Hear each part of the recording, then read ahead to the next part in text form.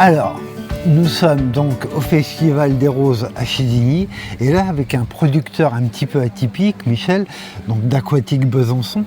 Je dis un peu atypique, même franchement atypique, puisque toi, tu es dans les plantes aquatiques. C'est ça, la spécialité de la plante d'eau, aquatique et semi-aquatique. D'accord. Et alors, nous, on est une chaîne sur le potager, donc ce qui nous intéresse, c'est ce qui se mange. Et toi, tu as dans ta collection une plante qui se mange. Toi, tu commercialises des lotus. C'est ça, c'est ça. Alors, lotus, ce qui est intéressant, tu le divises de façon végétative, c'est-à-dire par bouture de tronçons. Voilà, il peut se semer également, mais le semis, avec le développement de plantules, est difficile à amener à l'état de plante adulte. D'accord. On a une fragilité de la plante à ce moment-là, et on en perd énormément. Et on n'a pas beaucoup de raisons de faire cette multiplication-là, puisqu'en multiplication végétative, qui est l'autre moyen, ça marche très bien. D'accord. On a suffisamment de pieds mères pour faire des prélèvements. Ok. Et on a une garantie de reprise qui est bien plus importante. Donc ça, c'est, on peut traduire en disant, bonne nouvelle pour les gourmands, si vous arrachez votre racine de lotus, vous n'êtes pas obligé de faire mourir le plant et de tout manger. Vous pouvez tronçonner pour le multiplier. En fait, c'est fragmenter le rhizome en prélevant la partie de rhizome qui est déjà formée et laisser l'autre morceau de rhizome pour le développement de la plante dans sa situation. Alors, le lotus, ça se cultive dans quelles conditions? Parce que dire que c'est une plante d'eau, c'est pas dire grand-chose en fait. Qu'est-ce que tu conseilles toi à tes clients qui t'achètent du lotus? Ils le mettent dans un bassin, dans une bassine? C'est une plante de grand développement déjà. Donc on n'adapte pas ça à un petit bassin. Hormis lui laisser, ou tout du moins pour un petit bassin, c'est une durée de vie qui est assez éphémère. Sur une saison, sur 2 saisons maximum.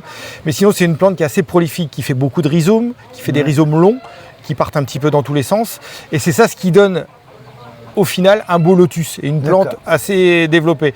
Donc l'idéal, c'est les grands marais. C'est ce qu'on retrouve là où le lotus est spontané, c'est-à-dire en Asie beaucoup, etc. Le lotus pousse dans des grandes zones, dans des champs, et plus qu'une plante hydrophyte de profondeur, c'est une plante de marais. C'est-à-dire que si on regarde bien à l'état naturel, le lotus il pousse dans 0 à 10 cm d'eau. Les gens vont galoper au travers des feuilles de lotus, ça veut dire qu'ils ont très peu d'eau au pied. C'est une plante de peu d'eau. Et quand on conseille un lotus à planter, on dit aux gens de mettre ça dans 0 à 20 cm d'eau. 20 cm permet de le préserver du gel, puisque ça pourrait éventuellement geler l'hiver. Pas trop sous nos climats, mais bon. Et aussi, en le mettant pas trop sous l'eau, ça permet qu'il ressorte assez tôt au printemps. Puisqu'on n'a quand même pas le climat forcément de l'Asie, là où il pousse spontanément.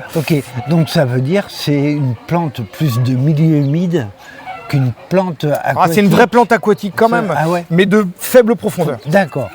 Donc, contrairement au nénuphar, c'est ça le vis-à-vis qu'il faut faire. Le nénuphar qu'on conseille à 50 cm ou plus, même si je connais des lotus dans des grandes profondeurs, le lotus a besoin et prolifère et se dissémine d'autant plus vite qu'il est dans peu d'eau.